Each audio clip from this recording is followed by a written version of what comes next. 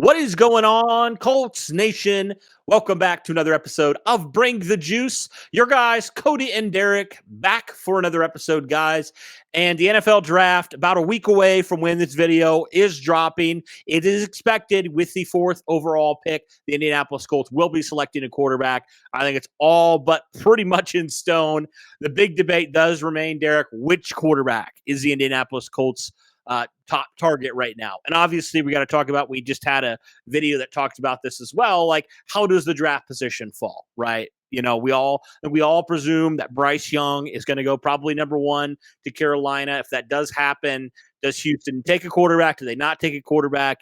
I think we can kind of have all possibilities open right now as far as it's concerned, where the Colts could have their pick of the litter of literally the top three quarterbacks in Stroud, Richardson, and Levis. Or the Colts could maybe be, you know, if two teams trade up, maybe the Colts are sitting there and they only have one selection if it's Levis or Richardson. So there's a lot of different scenarios that could happen when it came to the quarterback. And obviously we'll find out in about a week from now, which thank goodness, because we're kind of tired of talking about the quarterback position and who they might select. But the topic of this video, guys, Zach Kiefer of The Athletic came out with a really informational article. Be sure to go check it out. Go subscribe to The Athletic. He does great work over there. But he came out with a video, with an article, that basically was talking about like Chris Ballard and what he said over the years about drafting a quarterback, right?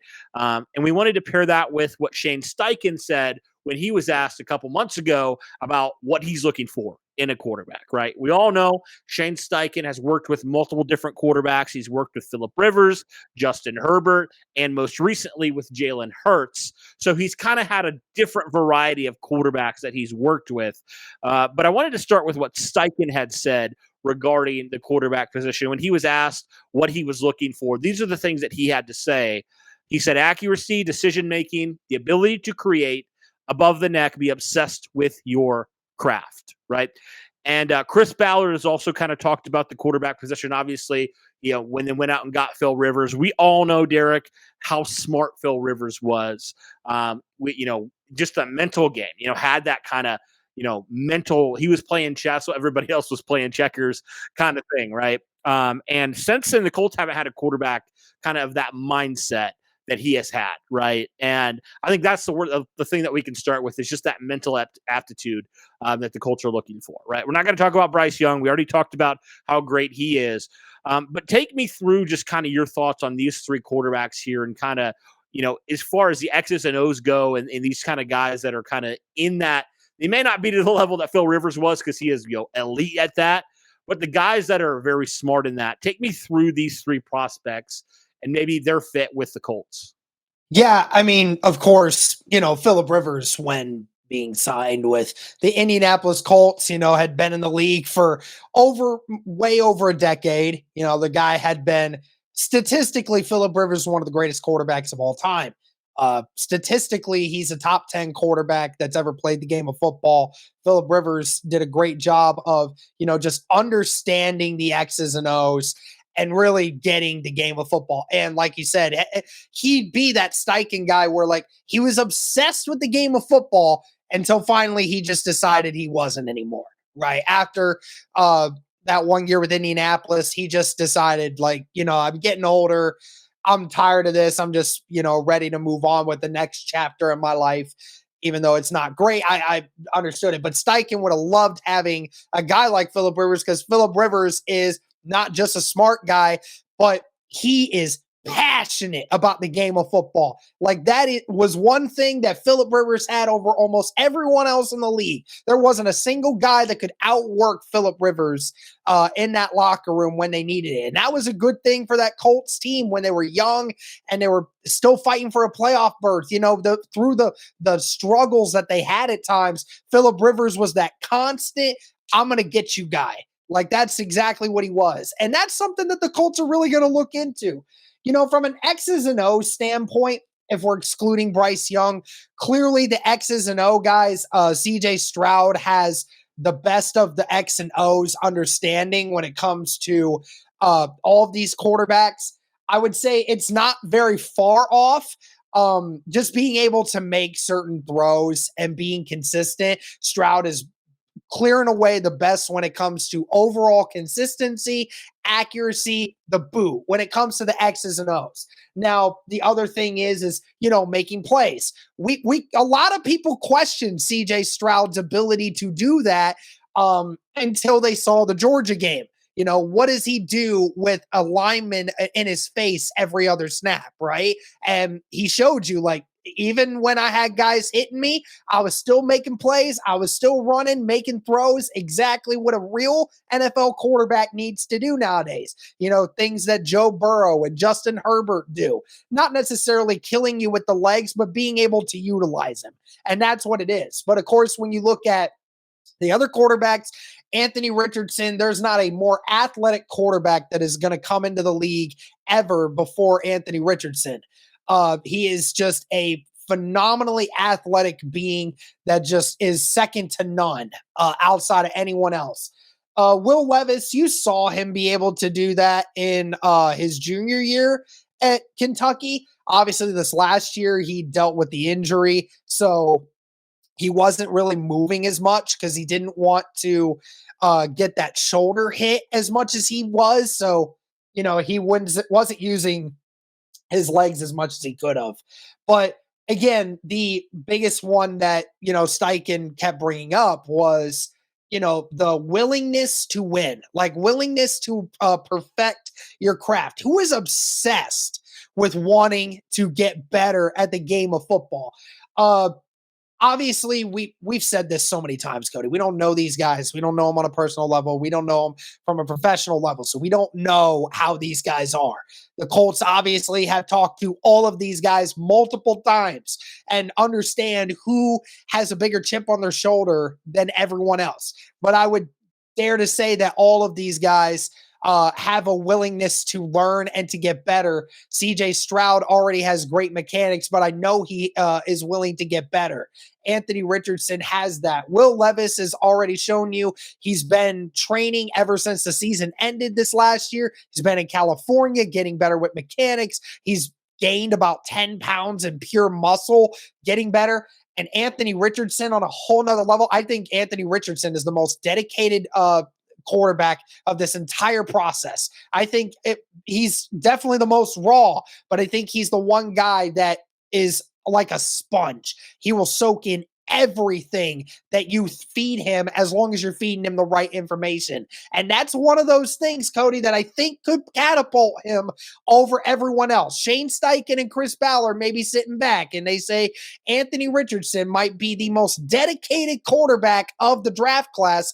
And we would rather go with that because we know that if it fails, that it's not because of the fact that we made the wrong decision. It's just the fact that Anthony Richardson was just not meant to be, because we know he's going to listen. We know he's going to perform for us. We know he's going to not get too big. His ego's not going to get too big.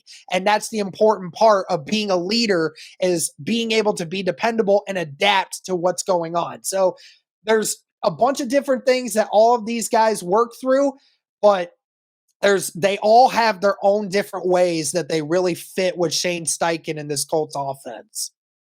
I think for me, kind of the things that I would say, there's like three categories that I'm thinking of, right? The first one is, the refinement. I think CJ Stroud is far and away out of these three guys, the most refined guy, right? He's the guy that I think you can plug in day one and he's probably going to look pretty good. You're going to have the best chance to win early with CJ Stroud because he's more developed. He's got, like you talked about, more of that consistency. He's more of the consistent guy right now, right? The hope with Levis and with Richardson is that they can get to that point at some point.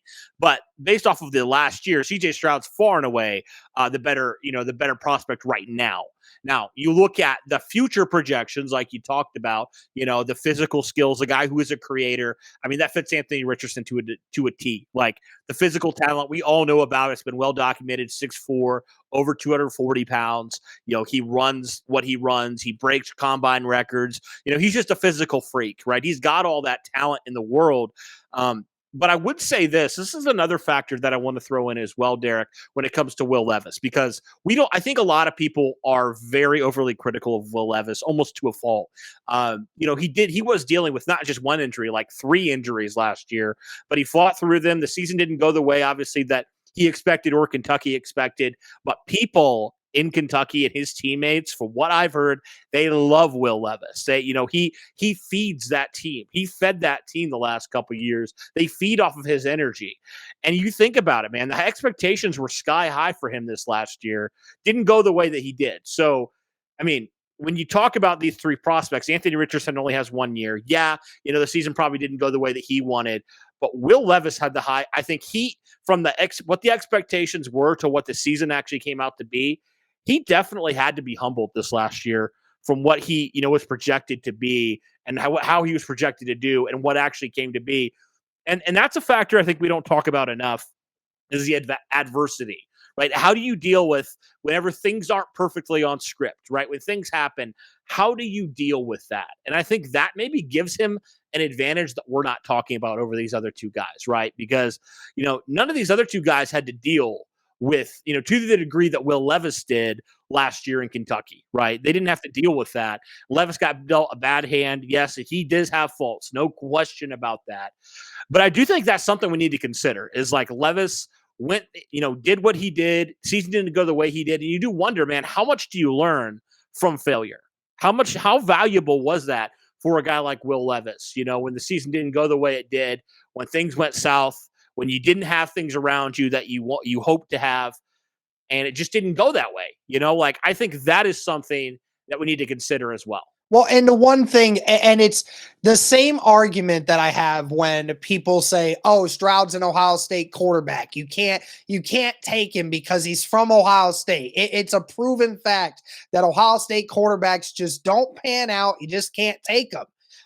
It's just the same dumb argument is done for Will Levis because he is basically frowned upon for things that are almost out of his control at times, like things that have nothing to do with the game of football, like his eating habits. Like people keep talking about the stupid mayo in the coffee thing or the stupid banana peel thing, like as if it's a character flaw. Like, I don't care what the guy puts in his coffee and I don't care what he eats.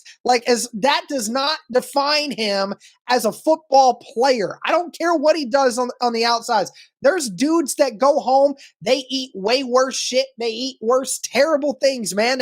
There's guys that do drugs all the time and they stay out all night. They party. They do all these sorts of things. Let's actually focus on things that actually matter about playing the game of football. Not about stupid personal things that have nothing to do with throwing a football to somebody.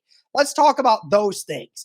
Obviously, the consistency issues are a big thing with Will Levis, but it's at the same point that you said with the fact that this last year he had several injuries. He has no help on his team. He had one good weapon last year with Kentucky, and Kentucky actually made a name for itself because he had one legitimately really good NFL talent and was actually able to do something with it when he wasn't injured, was able to move around a lot more and showcase that Josh Allen type physicality that he had, along with having a reliable wide receiver that he could throw the football to, none of which was the same this year. So it's kind of give or take what you want to take from how much of that was him digressing, or was it the fact that he was dealt a much worse hand this year than what he was his junior year? It happens. Sometimes that happens.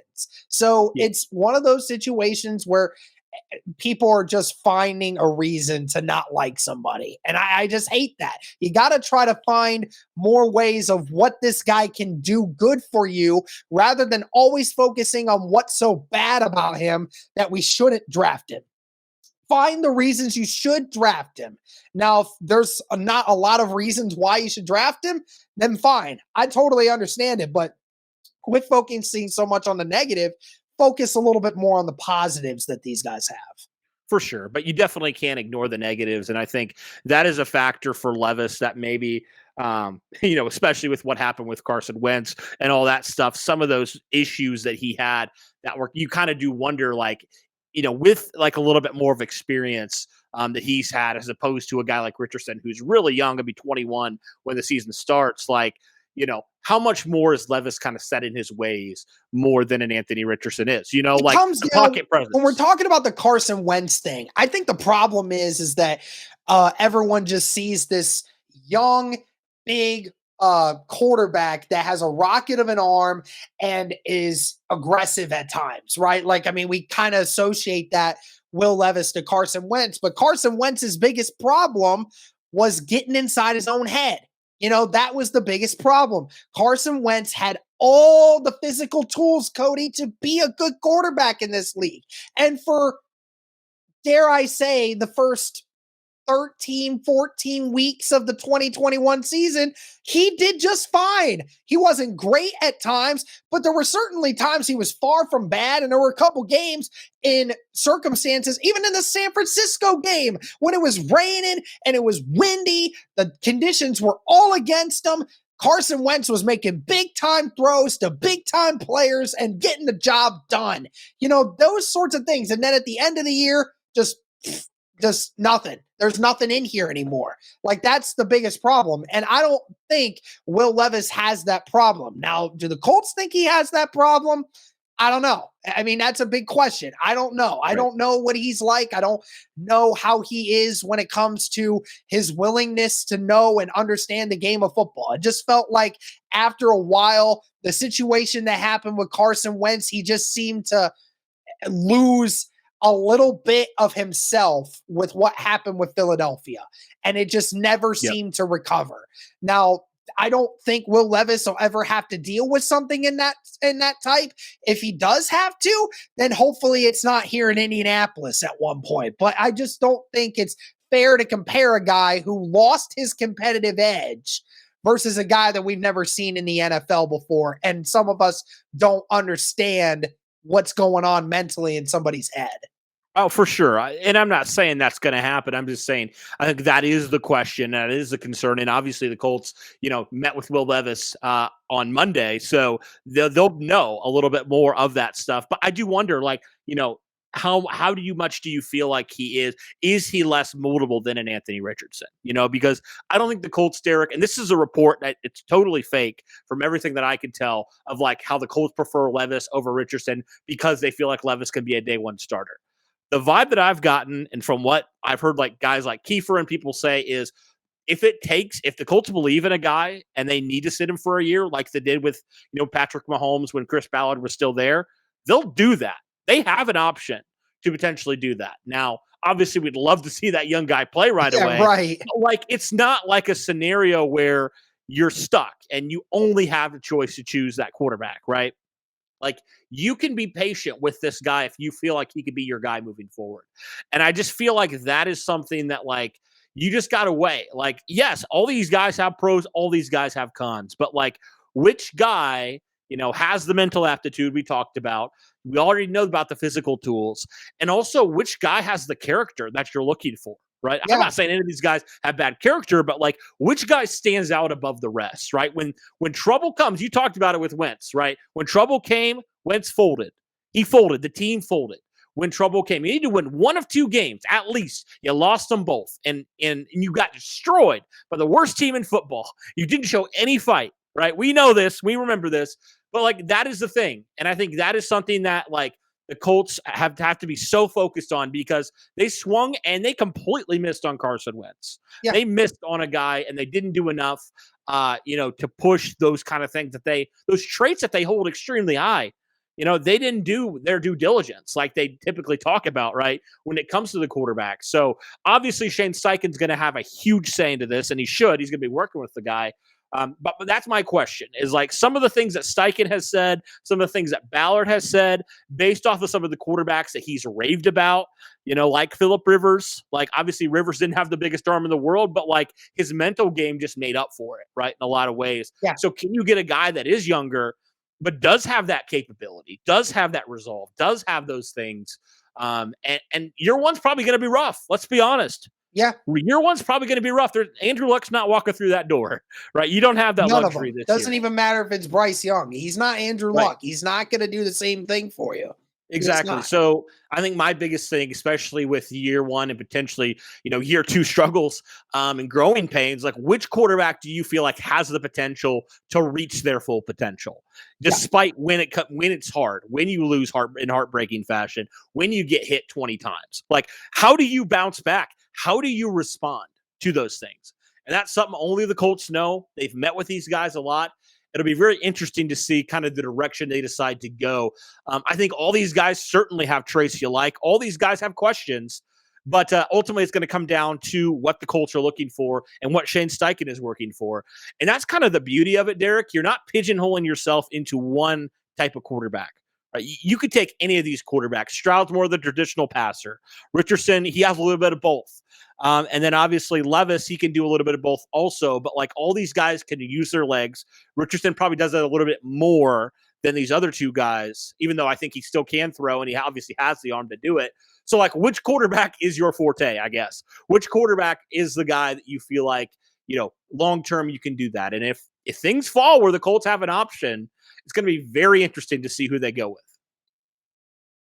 Yeah, it's going to be interesting to see what it outweighs each other when it comes to this decision.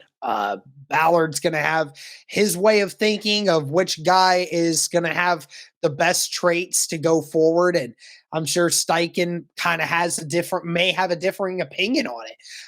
But I mean, from what it sounds like, from what we've been hearing with Ballard and Steichen's pressers over the last few weeks, really does seem like they're kind of coming together on how they're thinking with some of these guys, like what traits are the most important, how this gets done, and what to look for. They kind of look like they're meshing a little bit right now. So I'm pretty positive that after what they have already now seen they talk with these quarterbacks several times over the last few weeks, I'm sure that they probably know by now which one of these guys is the best situation possible for them as they move forward. Now it's just ultimately who's going to be there by the time they get there. Yep. It will be definitely interesting, and we can debate. We can have our thoughts on who the best fit is, but ultimately the Colts know. The Colts know, and that's what matters, right? They know. They talk to these guys. They're going to see these guys in the day-to-day processes, and so at this point, you got to trust the guys that you brought in. If you're Chris Ballard, you got to trust Shane Steichen and his crew that they're going to develop.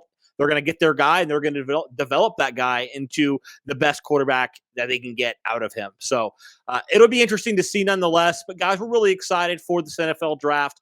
Hopefully you guys will join us for this. It's going to be an awesome 3 days. We're going to be live streaming these 3 days. And the awesome thing is, I was telling you off air, Derek, we actually have a first-round pick this year. So in a top 5 first-round pick this year, that is unheard of. We've never had that luxury in the history of this podcast to be able to do that. So really excited that we're going to be able to do that and actually have a little bit more of a stake in the game this year in night one. So really excited for that. Yep, absolutely, dude. I can't wait.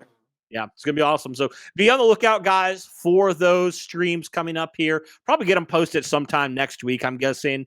So be sure to tune in there, guys, and make sure to keep your notifications on because we're going to have so much content coming out there. So thank you guys so much for tuning in. Really appreciate it. And as always, guys, go Colts.